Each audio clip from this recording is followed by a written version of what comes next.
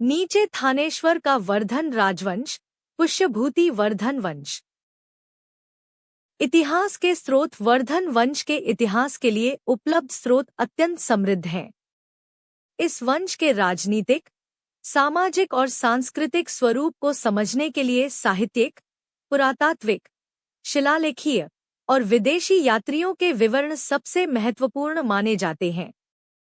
ये स्रोत न केवल हर्षकालीन भारत की स्थिति को स्पष्ट करते हैं, बल्कि वर्धन राजवंश की उत्पत्ति और उसके विस्तार की सटीक ऐतिहासिक रूपरेखा भी प्रदान करते हैं। साहित्यिक स्रोत वर्धन वंश के इतिहास की आधारशिला बाणभट्ट द्वारा रचित हर्षचरित है। हर्षचरित में हर्षवर्धन के परिवार, थानेश्वर के वर्धन राजाओं, राजनीतिक संघर्षों, सामाजिक परिस्थितियों और प्रशासनिक संरचना का विस्तृत वर्णन मिलता है। विशेष रूप से राज्यवर्धन, हर्ष और उनके पूर्वजों का अनुवंश क्रम इसी ग्रंथ से स्पष्ट होता है। हर्षचरित में कथात्मक शैली है, परंतु इसमें निहित ऐतिहासिक तथ्य अत्यंत मूल्यवान है। इसके साथ ही हर्ष द्वारा रचित नाटक प्रियांदरिका, रत्नावली, नागानंद भी तत्कालीन राजदरबार, समाज और सांस्कृतिक जीवन का सजीव चित्र प्रस्तुत करते हैं। विदेशी विवरण वर्धन काल के इतिहास को समझने के लिए चीनी यात्री ह्वेनसांग, एक्सुआनजुआंग का विवरण अत्यंत महत्वपूर्ण है। ह्वेनसांग ने भारत की यात्रा हर्ष के समय की और उसने थानेश्वर, कन्नौज तथा पूरे उत्तर भारत की राजनैतिक स्थिरता, धार्मिक गतिविधियों और हर्ष के शासन व्यवहार का प्रत्यक्ष वर्णन किया। ह्वेनसांग ने हर्ष को न्यायप्रिय, कल्याणकारी और धार्मिक सहिष्णु शासक बताया तथा उसके विशाल साम्राज्य का उल्लेख किया। इस विवरण से वर्धन वंश की शक्ति, प्रशासनिक व्यवस्था और सांस्कृतिक उत्कर्ष का विश्वसनीय प्रमाण मिलता है। पुरातात्विक स्रोत पुरातात्विक उत्खननों से प्राप्त मूर्तियां, बौद्ध, हिंदू स्थल, मुहरों के अवशेष तथा राजकीय स्मारक वर्धन काल की कला और स्थापत्य परंपरा का महत्वपूर्ण परिचय देते हैं। थानेश्वर क्षेत्र में पाए गए मंदिर अवशेष और मूर्तिकला वर्धन काल के धार्मिक और सांस्कृतिक वातावरण के प्रमाण हैं। इन अवशेषों में गुप्त शैली का प्रभाव स्पष्ट दिखाई देता है, जिससे वर्धन वंश और गुप्त परंपरा की निरंतरता की पुष्टि होती है। अभिलेखीय स्रोत वर्धन वंश के कुछ महत्वपूर्ण अभिलेख भी इतिहास की पुनर्संरचना में सहायक हैं। इनमें राजकीय प्रशासन, भूमिदान, आर्थिक प्रबंधन और धार्मिक गतिविधियों से संबंधित जानकारी मिलती है। ये अभिलेख वंश के आरंभ से लेकर हर्ष के समय तक राजनीतिक परिवर्तनों और सत्ता संतुलन को दर्शाते हैं। वंशखेड़ा का लेख वंशखेड़ा के अभिलेख वर्धन वंश की प्रारंभिक स्थिति, उत्पत्ति और राजनीतिक क्रम को स्पष्ट करते हैं। इन अभिलेखों में वर्धन वंश के शुरुआती शासकों की पहचान, क्षेत्रीय गतिविधियां और उनके प्रशासनिक निर्णयों का उल्लेख मिलता है। यह लेख थानेश्वर क्षेत्र में वंश की शक्ति स्थापना और सामाजिक धार्मिक भूमिका को समझने में सहायक है। मधुबन का लेख मधुबन से प्राप्त अभिलेख वर्धन वंश की पूर्वी दिशा में सत्ता संबंधी गतिविधियों और धर्मार्थ दानों का प्रमाण देता है। इस अभिलेख में वर्धन शासन के अंतर्गत भूमिदान और प्रशासकीय अधिकारों की पुष्टि का उल्लेख है।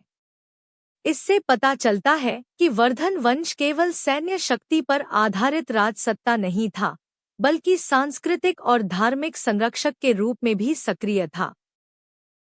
मुहरें वर्धन काल की राजकीय मुहरें इस वंश के प्रशासनिक ढांचे का महत्वपूर्ण साक्ष्य हैं।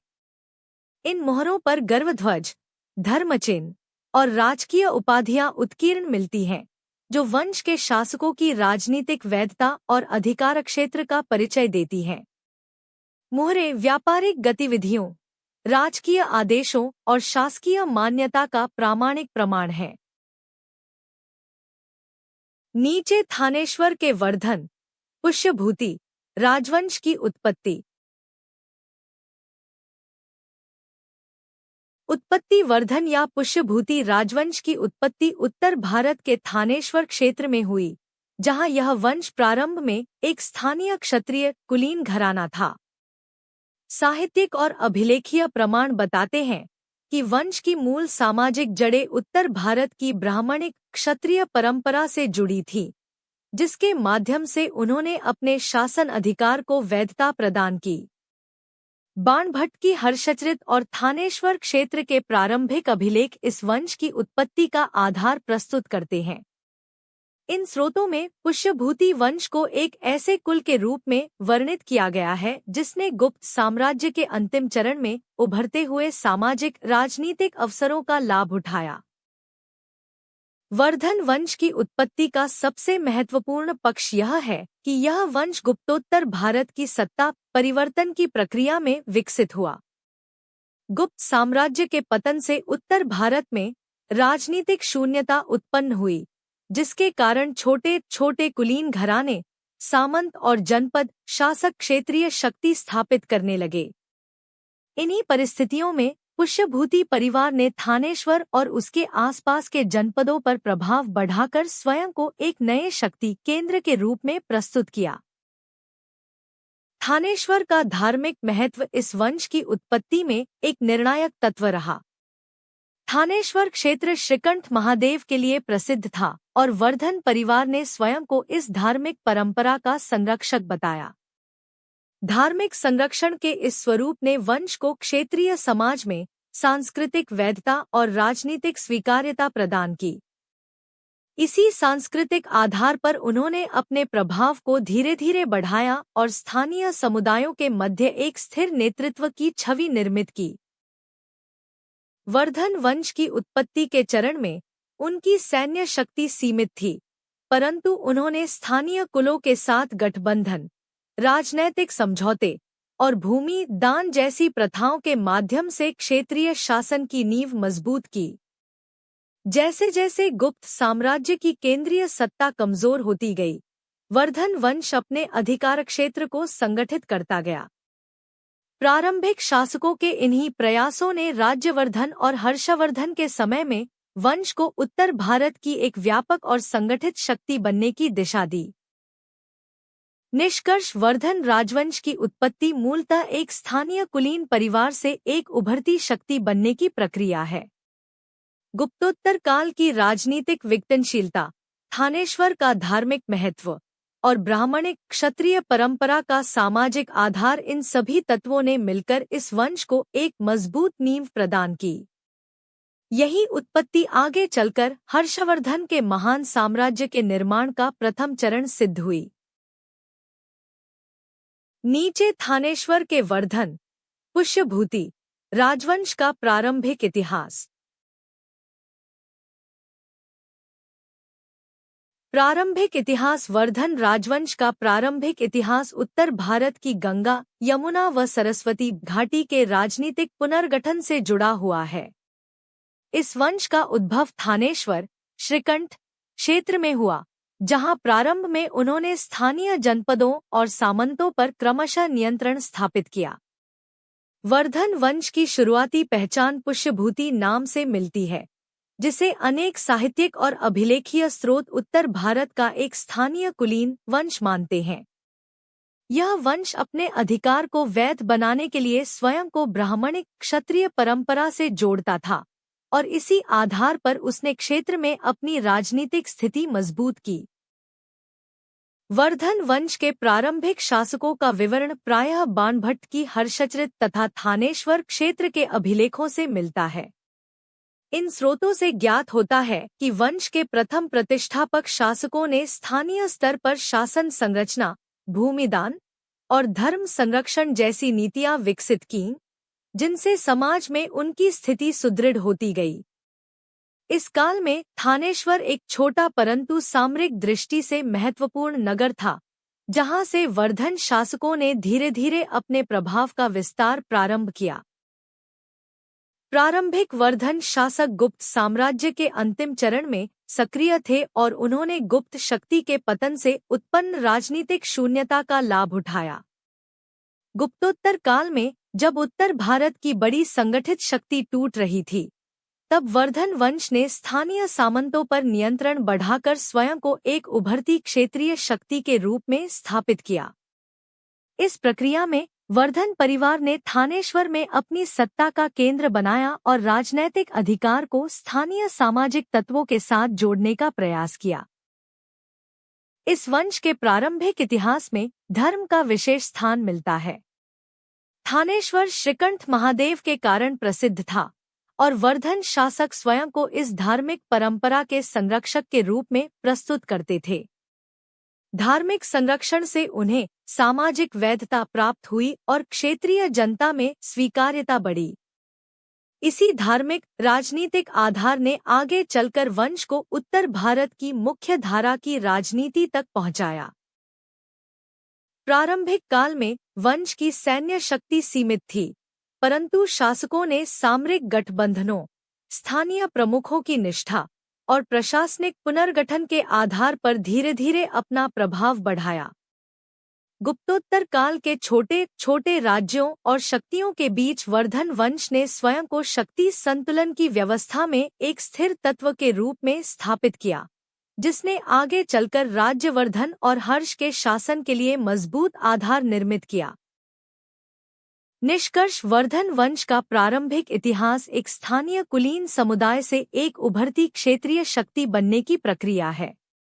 गुप्त साम्राज्य के पतन, थानेश्वर की सामरिक स्थिति, ब्राह्मणिक धार्मिक आधार और स्थानीय राजनीतिक संतुलन ने मिलकर इस वंश को उत्तर भारत के प्रमुख राजवंशों में स्थान दिलाया।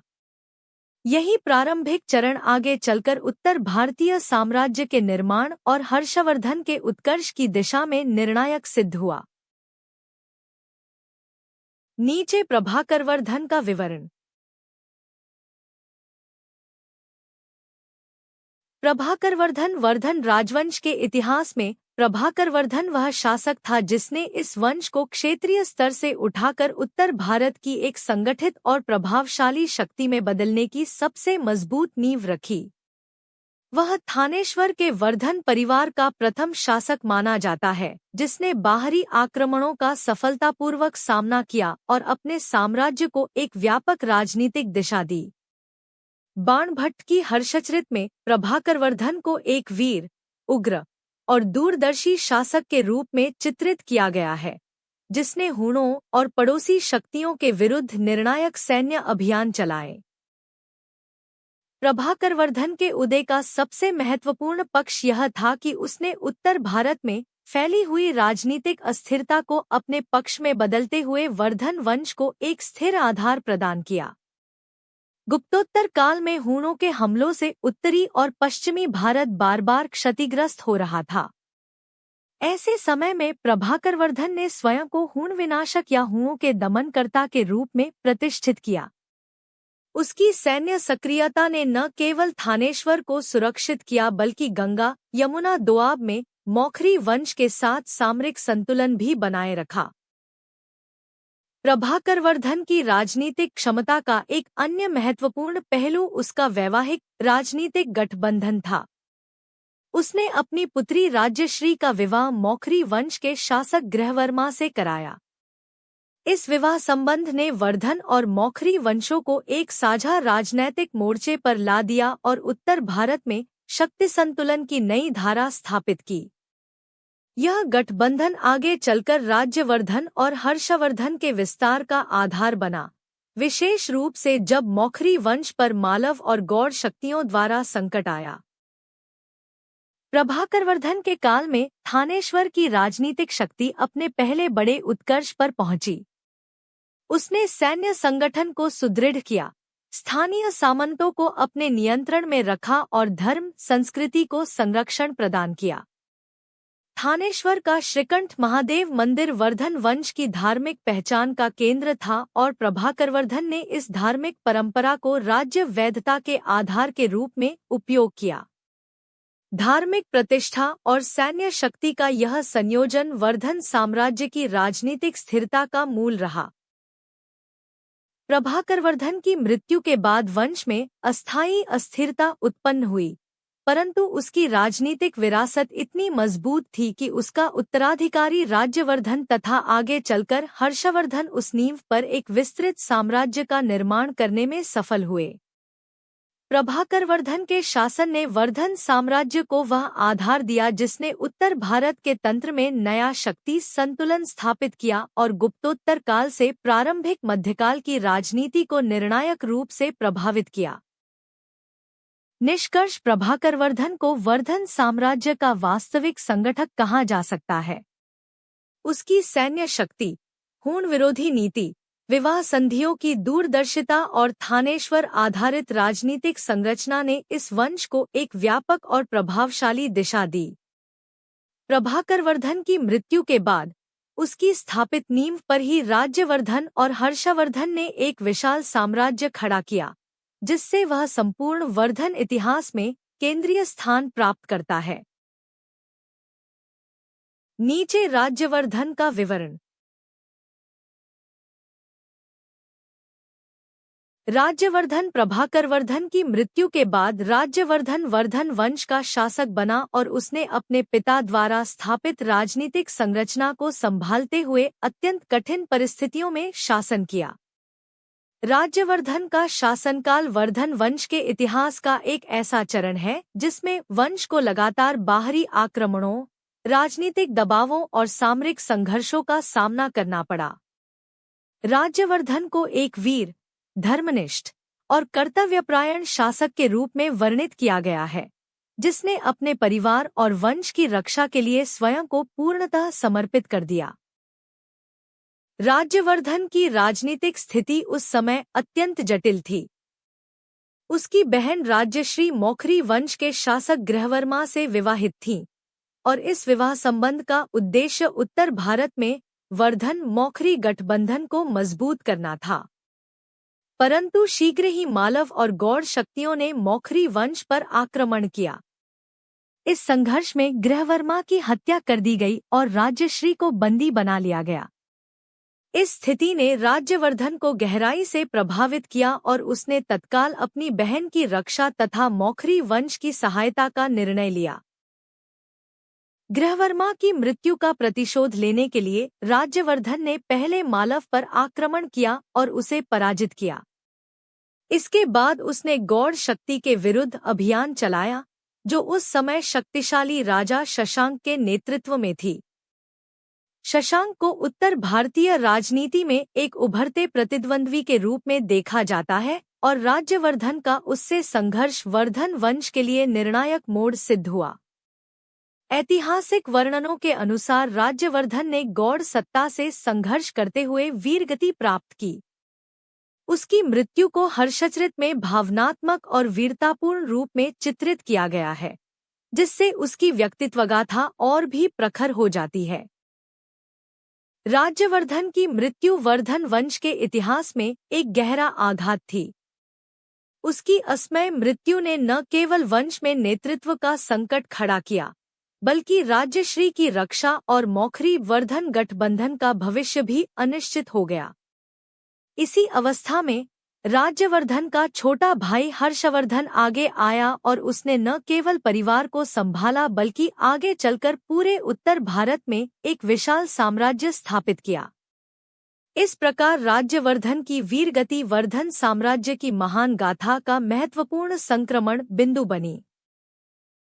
राज्यवर्धन का ऐतिहासिक महत्व केवल उसकी वीरता या बलिदान तक सीमित नहीं है।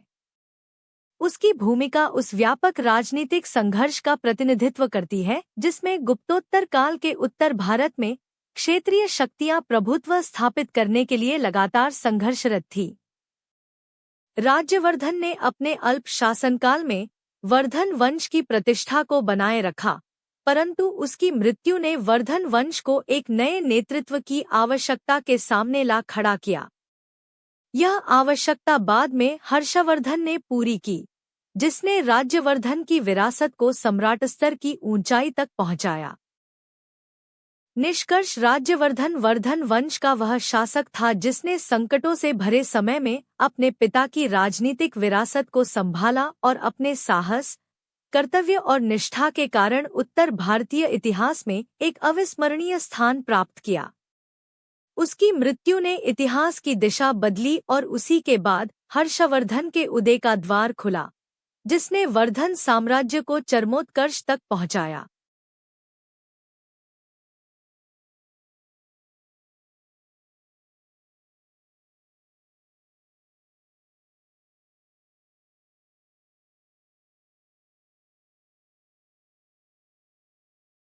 नीचे हर्षवर्धन तथा उसका शासनकाल 606-647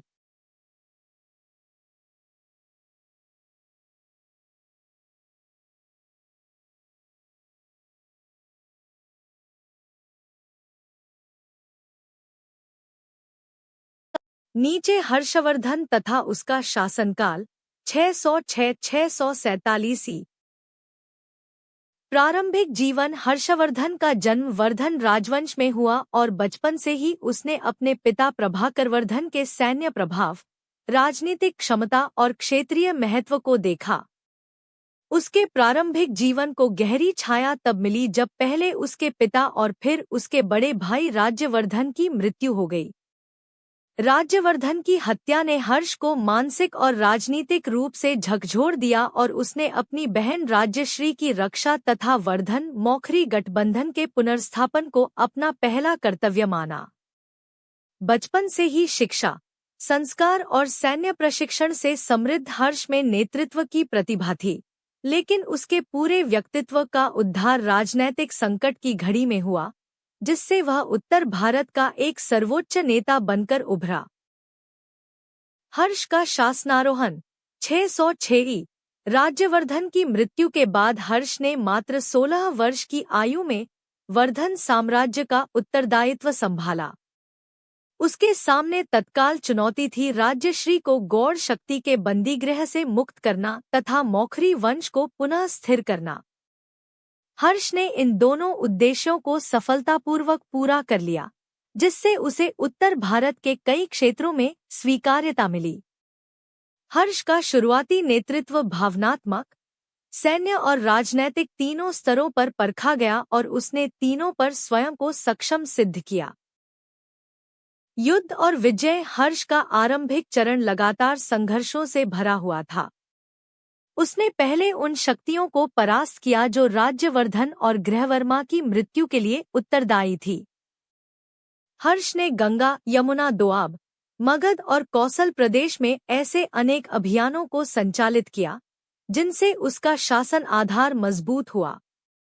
उसकी विजय नीति का मूल सिद्धांत था कि वह राजनीतिक अस्थिरता को सैन्य सक्रियता से बदल दे।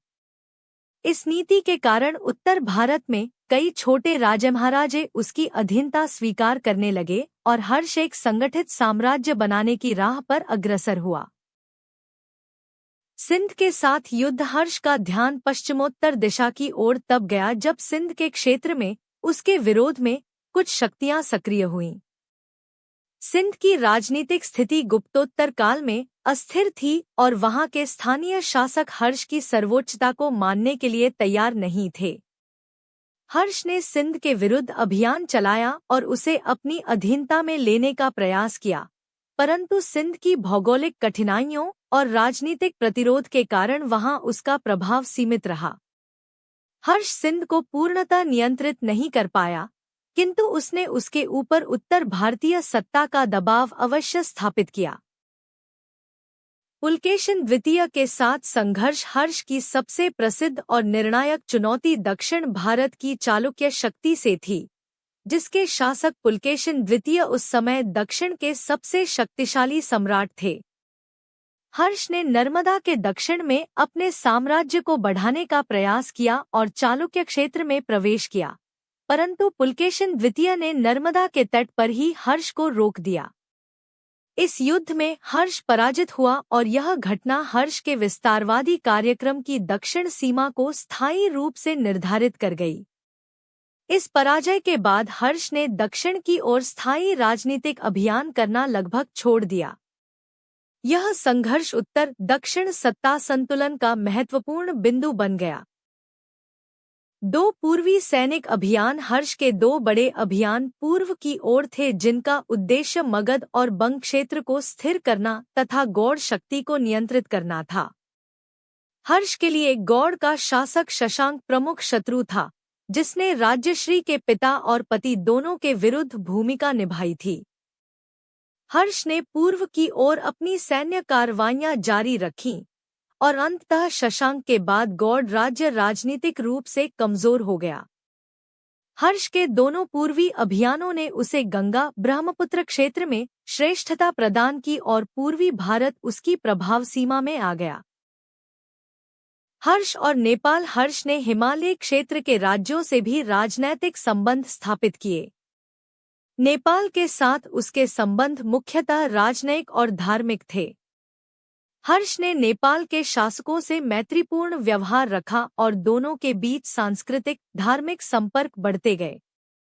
हर्ष की साधना, बौद्ध धर्म में रुचि और शांतिनीति का प्रभाव नेपाल के शासकों पर देखा गया।